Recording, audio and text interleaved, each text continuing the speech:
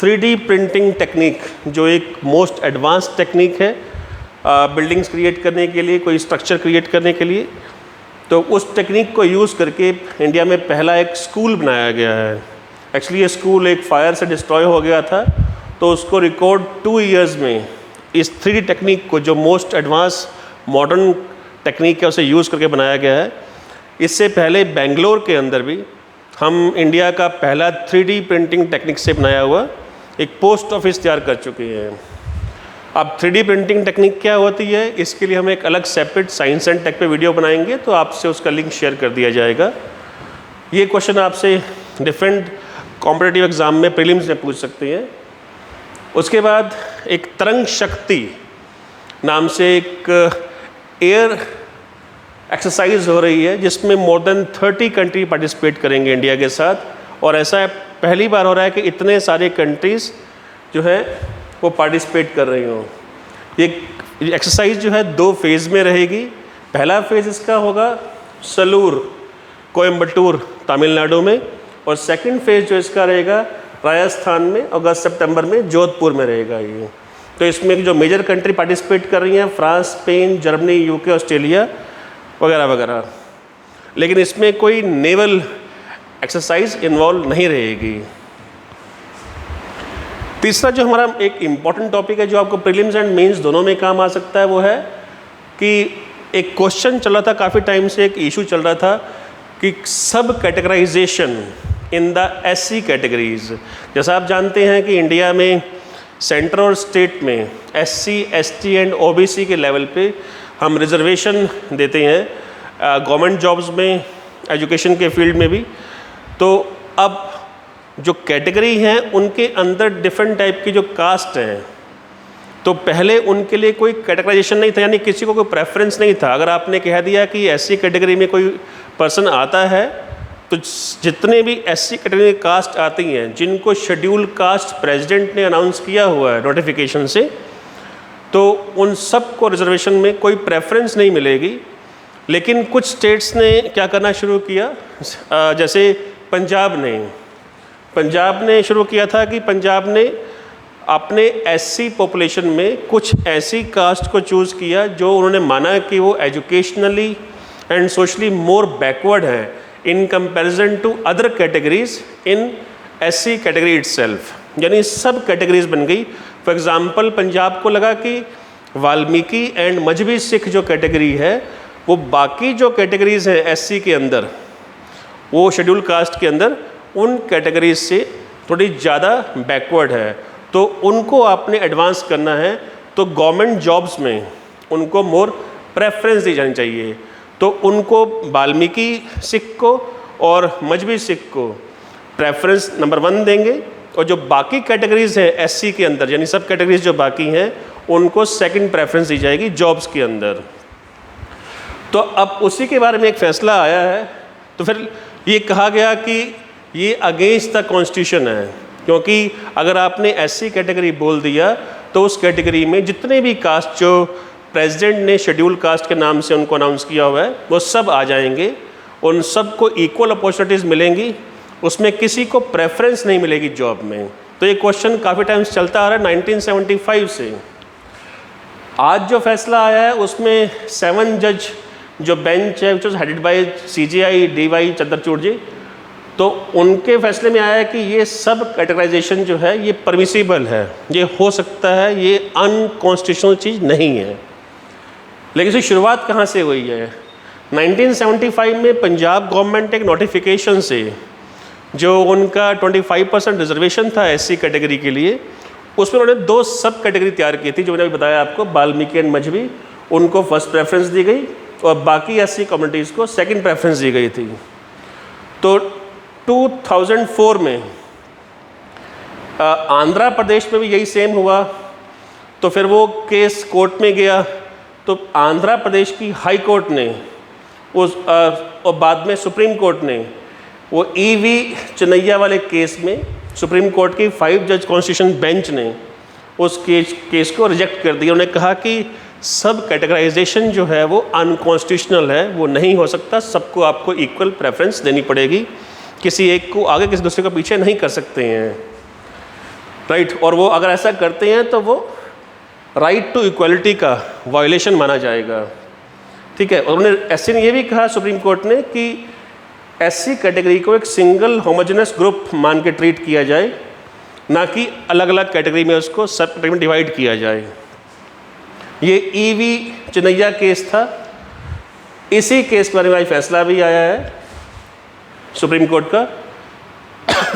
SC ने उस वक्त कहा था कि आर्टिकल 341 जो है, it gives the power to the president to create a list of SC communities, कि ये राइट प्रेसिडेंट के पास में है, आप उस ऑर्डर के अगेंस्ट कुछ नहीं कर सकते हैं, यानी आप अपनी नई कैटेगरी को नहीं बना सकते हैं।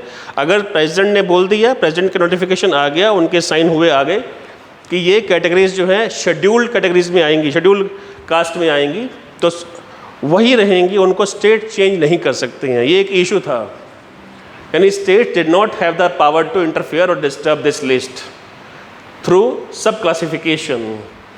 तो पंजाब हरियाणा हाई कोर्ट ने Kishan Pal versus state of Punjab में वो जो पुराना नोटिफिकेशन था 1975 का, जिसमें मजहबी सिख और वाल्मीकि सिख्स को प्रेफरेंस दी गई थी गवर्नमेंट जॉब्स में दूसरे एससी कैटेगरीज के ऊपर, तो उसको स्ट्राइक डाउन कर दिया, उसको अनकॉन्स्टिट्यूशनल मान लिया। अब पंजाब गवर्नमेंट को पहले नोटिफिकेशन था, अब जो है पंजाब गवर्नमेंट ने Punjab scheduled caste and backward classes reservation in services act 2006 में पास किया और सेम प्रोविजन को फिर री इंट्रोड्यूस किया, जिसमें वाल्मीकि एंड मजहबी सिख्स को प्रेफरेंस दी गई थी एससी कैटेगरी के अंदर, यानी 2 कैटेगरी बना दी गई थी। But again it met the same fate as high court of Punjab and Haryana, they struck down the provision, यानी उन्होंने माना इस चीज़ को कि ये अनकॉन्स्टिट्यूशनल है। तो Punjab government went to supreme court against this decision of high court.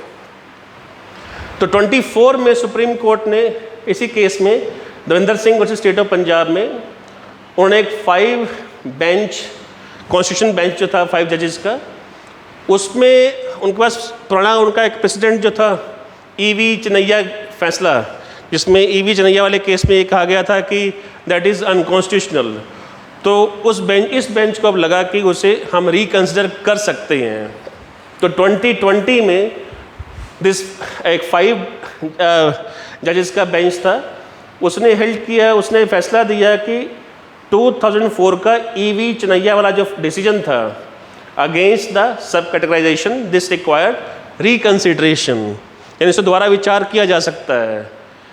तो इसने फिर एक्सेप्ट किया कि एससी एसटी कैटेगरी के अंदर कुछ लोग ऐसे हैं, कुछ कास्ट ऐसी हैं जो दूसरे कंपैरिजन में मोर बैकवर्ड है, सोशली, एजुकेशनली, इकोनॉमिकली, तो उनको प्रेफरेंस मिलनी चाहिए ताकि वो एडवांस हो सकें सोशली एंड एजुकेशनली।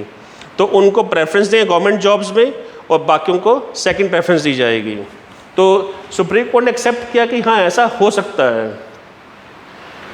2018 की एक रूलिंग थी जरनैल सिंह वर्सेस लक्ष्मी नारायण गुप्ता केस में, जो सुप्रीम कोर्ट ने क्रीमी लेयर जो थी एससी के अंदर उसे एक्सेप्ट किया था, अपहेल्ड किया था। क्रीमी लेयर मीन कि किसी कैटेगरी के अंदर कुछ लोग हैं जो एडवांस हैं, एजुकेशनली भी, सोशली भी, इकोनॉमिकली भी। वो हमने लिया, सुप्रीम कोर्ट का फैसला था एक इनकम लेवल को देख के कि अगर उनकी साल की इनकम इतने रुपए से ज़्यादा है अगर, तो वो बैकवर्ड नहीं है, यानी वो एडवांस क्लास में आएंगे। तो अब उनको रिजर्वेशन का बेनिफिट ना मिलके जो बाकी कैटेगरीज हैं एससी में उनको मिलना चाहिए था। अभी तक क्रीमी लेयर वाला कंसेप्ट जो था वो ओनली ओबीसी में था, अदर बैकवर्ड क्लासेस में, जिसमें 8 लाख रुपीज़ का, 8 लाख रुपीज़ का अगर आपका एवरेज इनकम होता है साल का, तो आपको वो क्रीमी लेयर मान लिया जाएगा। 8 लाख से बियॉन्ड होता है तो अगर आपका उससे कम है तो आपको रिजर्वेशन का बेनिफिट मिलेगा, उससे ऊपर है तो नहीं मिलेगा। बाद में इस चीज़ को एससी वाले केसेस में भी अप्लाई किया गया था इस चीज़ को, तो इसको भी माना गया कि ये भी तो एक कैटेगरी है। अगर आप एससी में आप क्रीमी लेयर का प्रोविजन लेके आ रहे हैं तो इट मीन्स ये भी आप कैटेगराइजेशन कर रही हैं एक कैटेगरी के अंदर ही, यानी ये होगा सब कैटेगराइजेशन।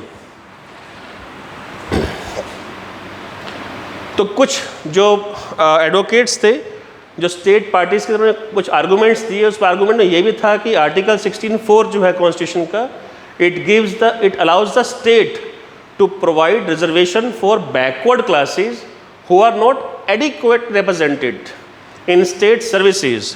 तो उन्होंने कहा कि वहाँ पे लिखा हुआ है एडिक्वेटली रिप्रेजेंटेड, वहाँ ये नहीं लिखा हुआ कि इक्वली रिप्रेजेंटेड। तो वो बोलते हैं कि there is no obligation to provide the same, right.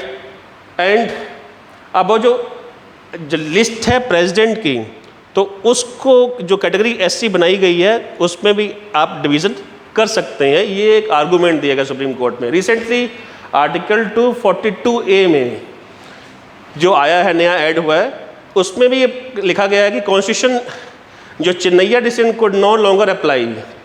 This provision specifically empower states and UTs to maintain a list of socially and economically backward classes which may be different, right।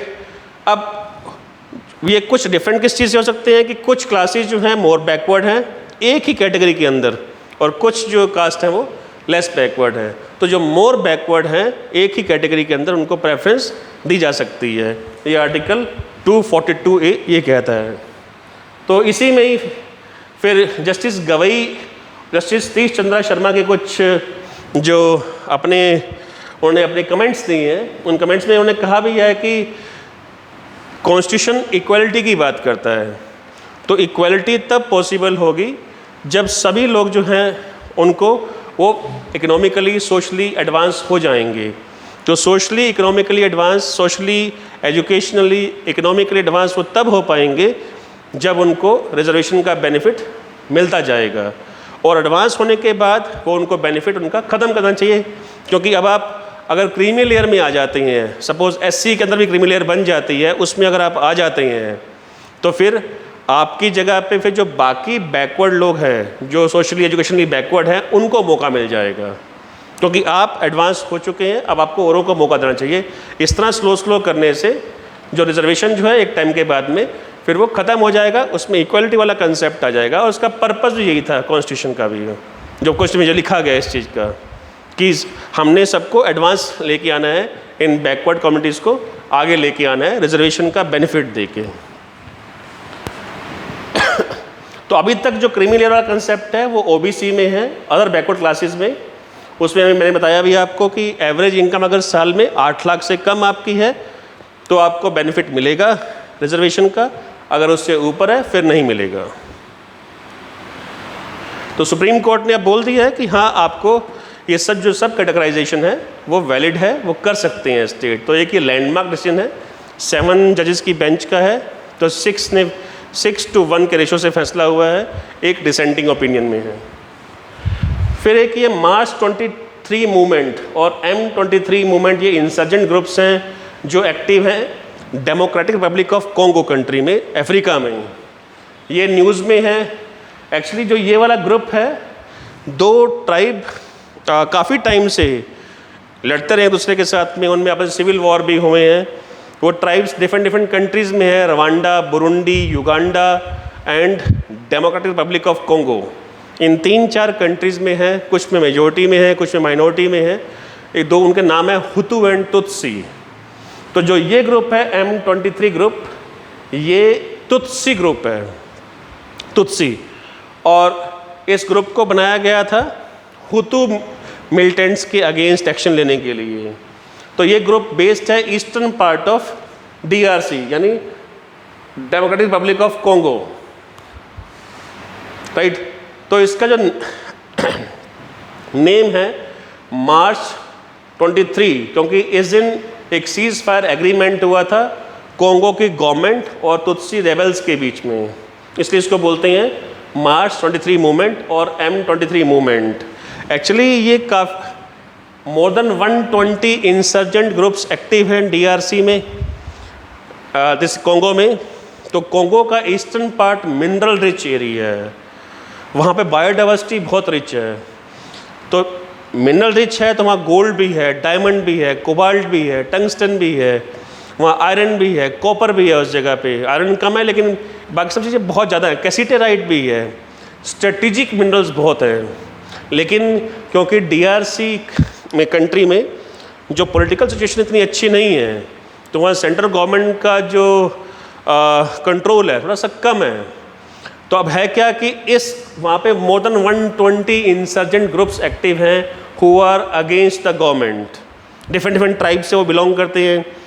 तो उन groups में ये एक major group है, एक major threat है, क्योंकि इसने काफ़ी बड़ा एरिया इनडायरेक्टली कैप्चर किया हुआ है जो इसके कंट्रोल में है, जहाँ पे ये इलीगल माइनिंग करते हैं, वहाँ से पैसा कमाते हैं और वहाँ से ये हुतूस मिलिशिया के अगेंस्ट कैंपेन लॉन्च करते हैं।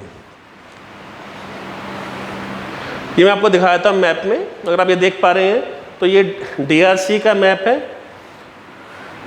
Democratic Republic of Congo. क्योंकि कॉन्गो दो है ना, एक कॉन्गो ये भी है कॉन्गो रिपब्लिक, और एक कॉन्गो ये वाला भी है। इसका नाम पहले जायरे था। तो ये आपके 3 स्टेट्स दिख रहे हैं, 3-4 स्टेट्स, ये लगातार न्यूज़ में रहते हैं। प्रीलिम्स में क्वेश्चन पूछ सकते हैं आपसे, एक आधी बार ये क्वेश्चन आ भी गया प्रीलिम्स में।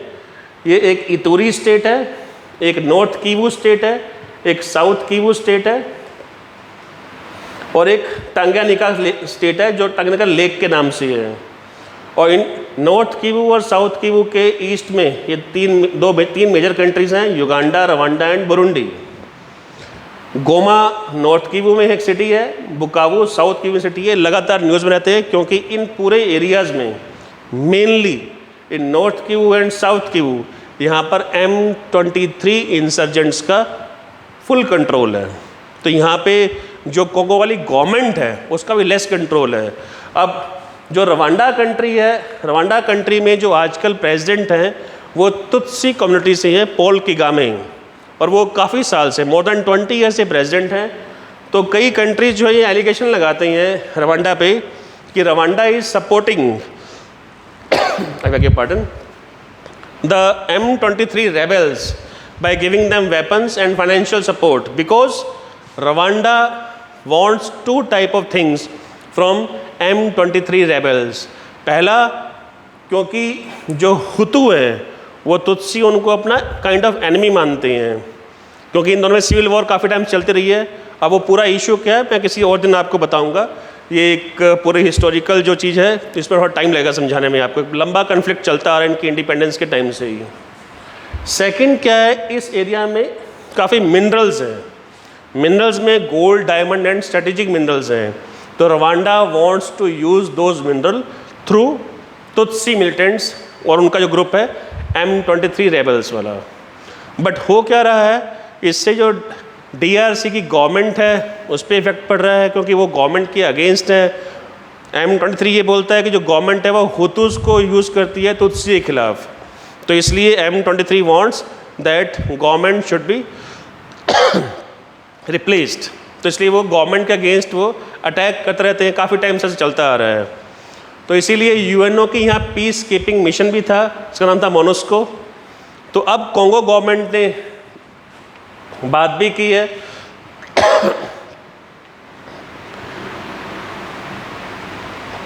इनसे, अपना UNO से, कि आपके मिशन को 25 ईयर्स हो गए हैं, अब आप यहाँ छोड़ दीजिए, सारा कंट्रोल जो है हमारे हाथ में कर दीजिए आप। तो UN की जो फोर्सेस हैं, जो मोनस्को है उसकी जो पीस कीपिंग फोर्सेस हैं वो 24 के एंड तक यहाँ से चली जाएंगी। और जो साउथ अफ्रीकन एरियाज़ की SADC वाला एक रीजनल ब्लॉक है, उसकी एक मल्टीनेशनल फोर्स है, वो अब यहाँ पे they will engage these militant groups in this area. But इतने टाइम से कन्फ्लिक्ट चलता आ रहा है, तो उसमें उसकी एक इकोनॉमिक कॉस्ट के साथ साथ में एक ह्यूमैनिटेरियन कॉस्ट भी है। ये देखिए, सब लोग जो हैं गोल्ड माइन से गोल्ड निकाल रहे हैं, सब इलीगल काम चल रहा है, रूडिमेंट्री टेक्निक यूज़ कर रहे हैं, सारा गोल्ड अल्टीमेटली कंट्री से बाहर जा रहा है, DRC को लॉस हो रहा है, स्मगलर्स, माफिया, गैंग्स, सबके अपने अपने इंटरेस्ट हैं, सब लूट मारे खा रहे हैं इस पूरी कंट्री को, और यहाँ पे लॉलेसनेस है पूरे इस एरिया के अंदर।